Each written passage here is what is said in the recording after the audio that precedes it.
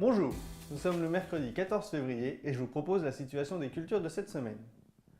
En ce qui concerne les colzas, la neige et les températures fraîches de la semaine dernière ont entraîné une chute de feuilles. Maintenant que l'épisode est passé, on peut envisager de réaliser les pesées puisque les colzas, si les températures remontent, vont redémarrer. Bien entendu, il est nécessaire de faire sa pesée avant de faire les apports d'azote. En ce qui concerne les apports d'azote, n'oubliez pas d'apporter au moins 75 unités de soufre avec votre apport, puisque le colza est très sensible aux carences en soufre. Pour le fractionnement, sur les grosses doses d'azote supérieures à 160 unités, il est idéal de fractionner en 3 apports, 50 à 60 unités dans les jours à venir, puis ensuite environ tous les 3 semaines. Avec le retour du soleil, les semis de printemps vont démarrer dans quelques jours. Pour les limons et les terres argileuses, il est nécessaire d'être très patient. En effet, même si l'horizon de surface ressuit, en dessous de 7-8 cm, la terre est très humide. Il va donc être nécessaire d'attendre au maximum que ça ressuie pour éviter tout tassement, puisque les cultures de printemps sont très sensibles au tassement.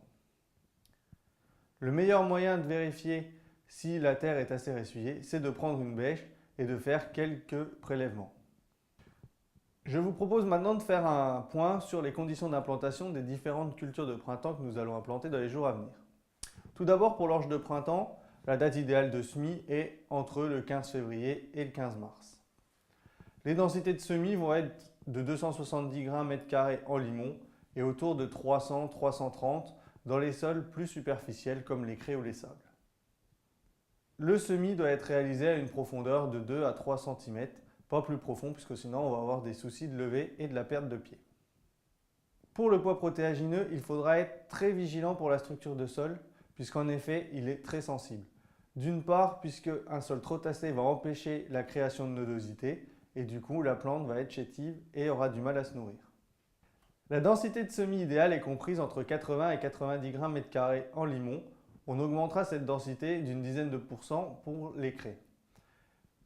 La profondeur de semis idéale est de 3 à 5 cm afin d'éviter que les pigeons ne viennent tirer les pois au stade crosse. Le désherbage se réalisera en post-semis prélevé avec un mélange de 3 matières actives afin d'avoir le spectre le plus large possible. En ce qui concerne la févrole, le semis devrait être réalisé au minimum à une profondeur de 5 cm. La densité idéale se trouve entre 35 et 40 grains en limon. On pourra monter jusqu'à 45 grains en sol plus léger. Là encore, le désherbage se réalisera en post-semis prélevé avec un mélange de matières actives afin d'avoir également le spectre le plus large pour éviter tout passage en post-levé. Je vous souhaite une bonne semaine, à la semaine prochaine.